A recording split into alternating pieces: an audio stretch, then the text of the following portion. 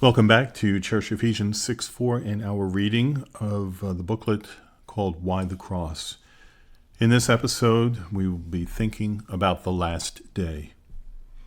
Jesus' execution was the judicial death penalty carried out by the Romans, who occupied Israel at the time. Jesus led a low-profile life in his teens and 20s, but suddenly came to the people's attention when he began his public teaching at about 30 years of age.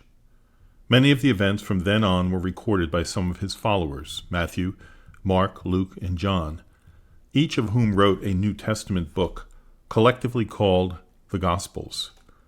Such was the impact of Jesus' ministry that his fame spread throughout all Syria, and great crowds followed him from Galilee and the Decapolis, and from Jerusalem and Judea, and from beyond the Jordan, Matthew 4:24 and 25.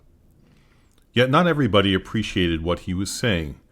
His teaching infuriated the religious establishment, especially the Pharisees and the Sadducees. They had a vested interest in preserving the status quo, and Jesus' teaching cut across their carefully crafted traditions. The more popular Jesus became, the more they opposed him. One line of attack was to feed him questions they thought would embarrass or confuse him, but he easily dealt with these, and people were amazed at the way he turned the tables on his enemies. See Matthew 22:23 through 33.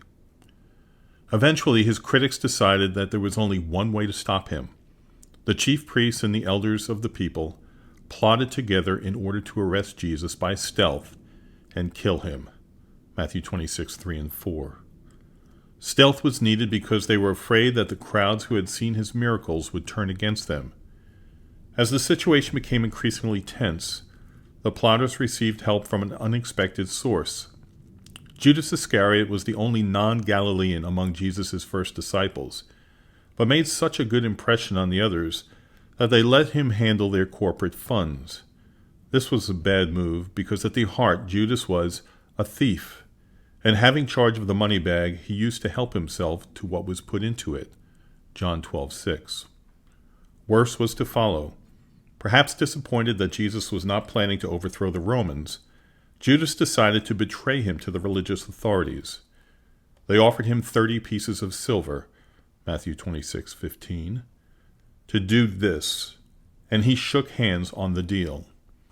Shortly afterwards, Judas identified Jesus to an armed mob by greeting him with a kiss. Jesus was arrested, bound, and taken to Annas, who had been the first high priest of the Roman province of Judea.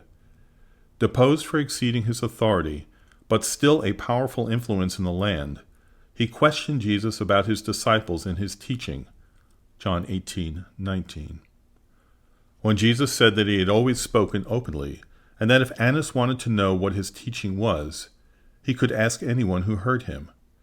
One of the officers slapped him in the face and said, "Is that how you answer the high priest?" John 18:22. Annas was clearly getting nowhere, so he sent Jesus to his son-in-law, Caiaphas, who had been appointed high priest in his place. The religious authorities were unable to produce any evidence to sustain a charge against Jesus, but 2 false witnesses testified that he had claimed he would destroy Jerusalem's magnificent temple and rebuild it in 3 days. Matthew 26:60. Asked by Caiaphas whether this was true, Jesus remained silent. When infuriated, Caiaphas asked him, "I charge you under oath by the living God, tell us if you are the Christ, the Son of God." Jesus' reply was electrifying. "Yes, it is as you say." Matthew 26:63 and 64. This was the last straw for Caiaphas. He declared Jesus guilty of blasphemy, and when he asked the other religious leaders what should be done with him, they replied, "He deserves death." Matthew 26:66. Early the next morning, the chief priests and elders confirmed the sentence, but as they had no authority to carry it out, they took Jesus to Pontius Pilate, the Roman governor of Judea. In the meantime, Judas was suddenly seized with remorse, Matthew 27:3, and tried to return the 30 pieces of silver, telling the chief priests and elders, "I have sinned by betraying innocent blood." Matthew 27:4. When they refused to take the money back, Judas threw the coins into the temple and went and hanged himself. Matthew 27:5. Standing before Pilate, Jesus refused to respond to the charges brought against him. Frustrated that he could find no fault in Jesus, Pilate suddenly saw a way of offloading the case. When he discovered that Jesus was from Galilee, he sent him to face Herod Antipas, the Jewish ruler of Galilee, who was in Jerusalem at the time. Herod was glad to handle the case as he had heard a lot about Jesus, and even hoped he might see him perform a miracle. He was to be doubly disappointed. Not only did Jesus refuse to oblige, he never even opened his mouth, even when Herod questioned him at some length. Luke 23:9. Furious and frustrated, Herod and his soldiers treated him with contempt and mocked him, and he was sent back to Pilate. Luke 23:11. Pointing out that neither he nor Herod found Jesus guilty of charges brought against him, Pilate intended scourging Jesus and letting him go, but then thought of a better option. During the annual Passover feast, an important Jewish festival being celebrated at the time, it was the governor's custom to release one prisoner chosen by the people. Pilate asked the crowd to choose between Jesus and a prisoner called Barabbas, a notorious anarchist and robber. As none of the charges against Jesus could be made to stick, the right choice seemed obvious, but urged on by the religious leaders, the crowd chose Barabbas.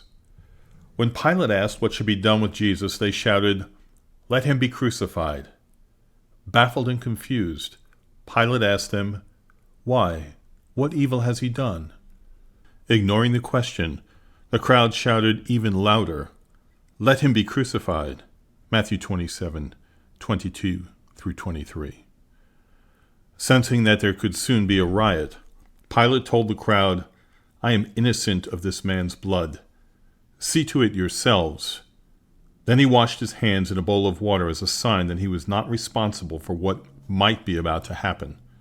Matthew 27:24. He then released Barabbas and handed Jesus over to soldiers to be crucified, but with instructions that he should first be scourged. Scourging was a vicious form of torture in which a whip of leather strands loaded with pieces of bone or metal was used to flay the victim, sometimes killing them in the process. Matthew records what happened next. "And they stripped him and put a scarlet robe on him, and twisting together a crown of thorns, they put it on his head and put a reed in his right hand. And kneeling before him, they mocked him, saying, 'Hail, King of the Jews!' And they spat on him and took the reed and struck him on the head. And when they had mocked him, they stripped him of the robe and put his own clothes on him, and led him away to crucify him." Matthew 27:28-31. In crucifixion, the victim was stripped naked and forced to lie face upwards with his shoulders resting on a beam of wood.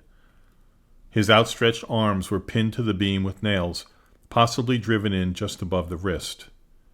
The beam was then lifted up and secured to a large upright post, already driven into the ground. Some ancient records point to another nail or nails, pinning the victim's feet to the upright, and others to a small saddle that would partially support the weight of the body. These were not intended to help the victim, but to keep him alive for longer and so prolong the pain.